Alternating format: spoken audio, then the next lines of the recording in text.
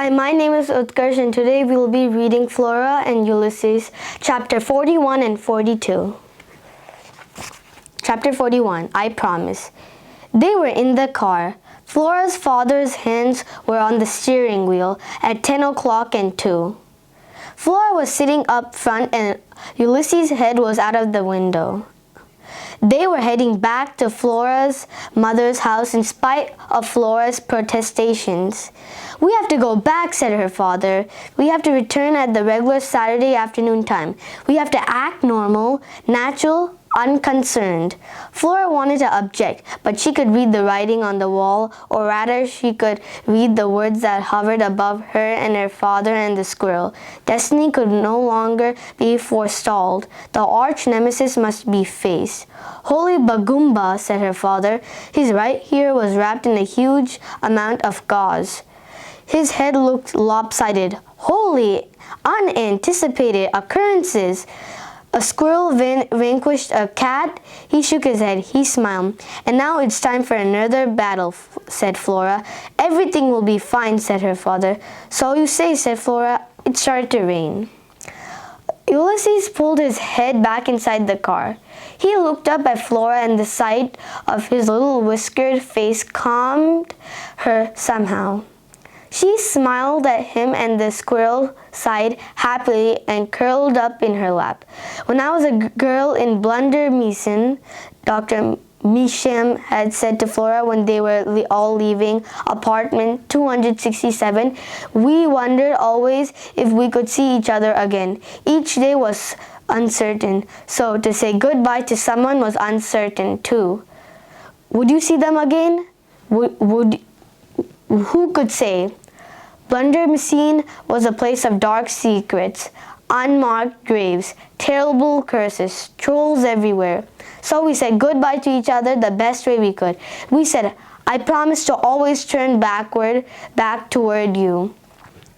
I say those words to you now, Florabelle. I promise to always turn back toward you, and you must say them to me. I promise to always turn back toward you," Flora had said. She whispered the words again, now to the squirrel. "I promise to always turn back toward you." She put a finger on Ulysses' chest.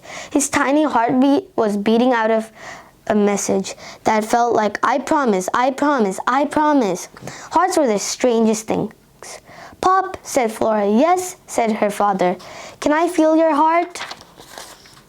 "My heart," said her father. "Okay, sure." And then for the first time ever, George Buckman took both his hands off the steering wheel while the car was in motion.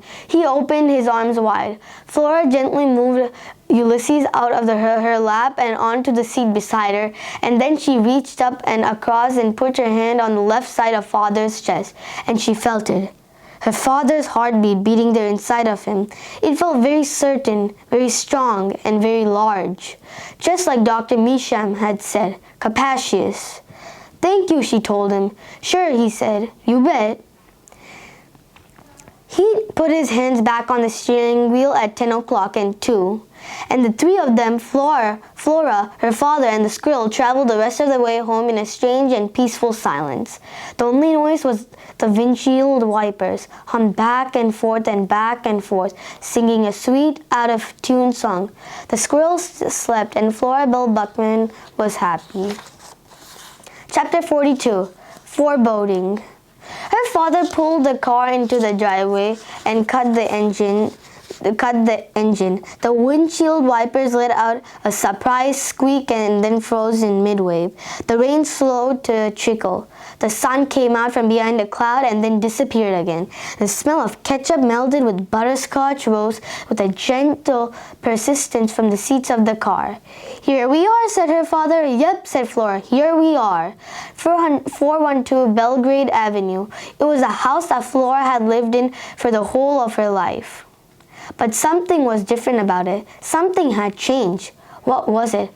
Ulysses crawled up onto her shoulder. She put her hand on him. The house looked sneaky somehow, almost as if it were up to no good. Foreboding. That was the word that popped into Flora's head. The house seemed full of foreboding. Do inanimate objects, couches, chairs, spatulas. absorb the energy of criminals, the wrongdoers among whom they live? The criminal element had queried in a recent issue. It is, of course, entirely unscientific to assume such as a thing, but still, we are forced to admit that this woeful world there exists object with an almost palpable energy of menace, spatulas that seem cursed, couches that contain literal and metamorphical stains of the past, houses that seem to perpetually groan and moan for the sins contained in their environs. Can we explain this? No. Do we understand this? We do not. Do we know that criminals exist? We do. We are also terribly and unfortunately certain that the criminal element will be forever among us. And the arch nemesis, the arch nemesis will be forever among us too. Ulysses' arch nemesis is in that house right now. Do you remember the darkness of 10,000 hands? Flora said to her father. Yep, said her father. He will the 10,000 hands of anger, greed, and revenge. He's a sworn enemy of Incandesto. He's Incandesto's arch nemesis, said Flora. Right, said her father. I tell you what. The darkness of 10,000 hands better stay away from our school. He honked the horn. Home the warrior, he shouted. The cat-conquering superhero squirrel. Ulysses puffed out his chest. Let's go, Flora said. We have to do it. We have to face the arch nemesis. Right, said her father, bravely forward, and we honked the horn again. Hi, my name is Varsha, and today I'll be reading chapters 43 and 44. Chapter 43, Treacle. They walked into the house, and the little shepherdess was waiting for them.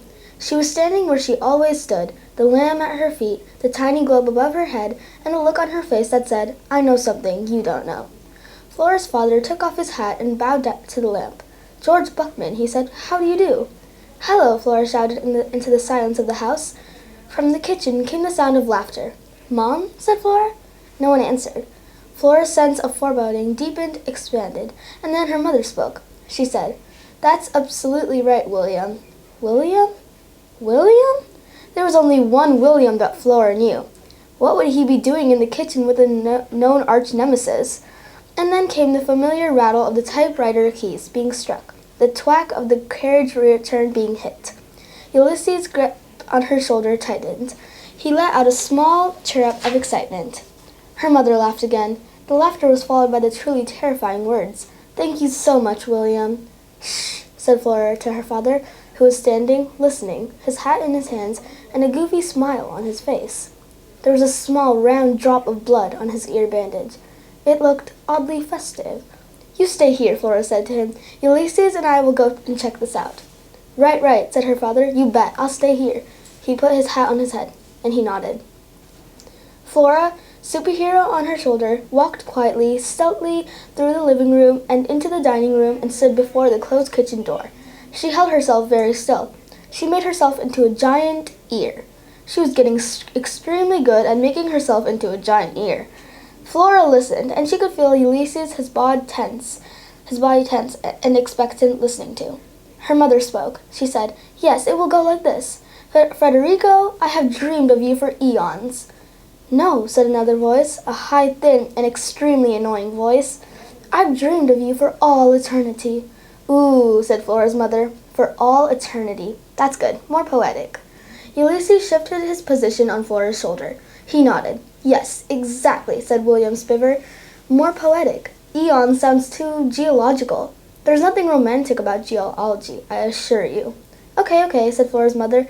Right, what's next, William? Actually, said William Spiver, if you don't mind, I would prefer to be called William Spiver. Of course, said Flora's mother. I'm sorry. What's next, William Spiver? Let me see, said William Spiver. I suppose Frederico would say, And I have dreamed of you, Angelique, my darling. I must tell you that they were dreams so vivid and beautiful that I'm loath to wake to reality. Ooh, that's good. Hold on a sec. The typewriter keys came to clacking life. The carriage return dinged. Do you think that's good? Flora whispered to Ulysses. Do you think that's good writing? Ulysses shook his head. His whiskers brushed against her cheek. I don't think so either, she said. Actually, she thought it was terrible. It was sickly sweet nonsense. There was a word for that. What was it? Treacle. That was it. Having located the correct word, Flora felt a sudden need to say the word aloud, and so she did. She pushed open the kitchen door. She stepped forward. "Treacle!" she shouted. "Flora?" said her mother. "Treacle!" said William Spiver. "Yes," said Flora. She was pleased that with one simple word she had answered two very important questions. Yes, she was Flora, and yes, it was Treacle. Chapter 44. Her Treacherous Heart.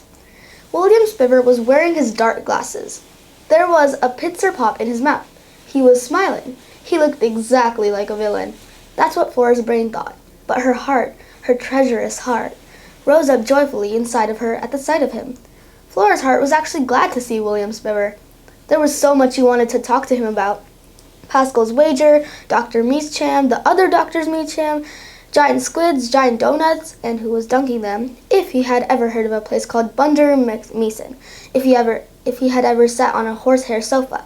But William Spiver was sitting beside Ulysses' arch nemesis, smiling. Obviously, he could not be trusted. "Flora Bell," said William Spiver. "It's me," said Flora. "I'm surprised you don't smell me, William Spiver, since you can smell everything." "I have never claimed to be able to smell everything. However, it is true that right now I'm smelling squirrel, and there is another odor. It is something sweet, some scent redolent of school lunchrooms on rainy Thursdays. What is it, jelly? Yes, grape jelly. I smell squirrel and grape jelly." "Squirrel?" said Flora's mother. She turned away from the typewriter. She looked at Flora. "Squirrel," she said. "What in the world are you doing back here with that squirrel? I told your father. This malfeasance must be stopped," shouted Flora. Her mother, hands still poised over the keys of the typewriter, stared at Flora with her mouth open. William Spiver, for once, was silent. On Flora's shoulder, the squirrel trembled. Flora slowly raised her left arm. She pointed at her mother. She said, "What did you tell my father to do to the squirrel?" Her mother cleared her throat. "I told your father," but the sentence remained unfinished, the truth unuttered, because the kitchen door suddenly swung open to reveal Flora's father. "George Buckman," he said to the room at large. "How do you do?" He walked into the kitchen. He stood beside Flora. "George, what in the world?" said Flora's mother. "You look like you've been in a battle." "I'm fine. Just fine. I was saved by the squirrel." "What?" said Flora's mother. "I was attacked by Mr. Claus. He landed on my head, and—" "This is fascinating," said William Spiver, "but may I interrupt for a moment?" "Absolutely. Who is Mr. Claus?" "Mr. Claus is a landlord and also a cat. A large cat. Usually her attacks ankles. This time it was the head. My head.